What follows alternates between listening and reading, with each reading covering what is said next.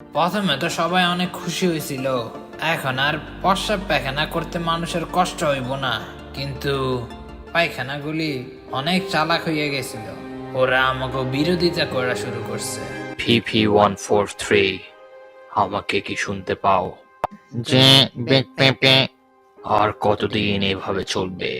সারা জীবন কি ওদের আবর্জনা আমাদের ভিতরে ঢুকাবো?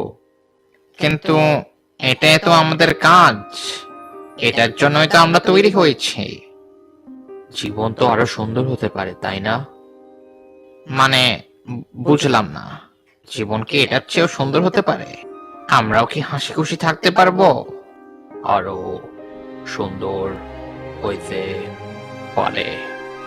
এরকম করতে করতে পায়খানাগো একটা সেনাবাহিনী হয়ে গেছিল। আমরাও শান্তি চাই, ইকুয়ালিটি চাই। পায়খানা বাহিনী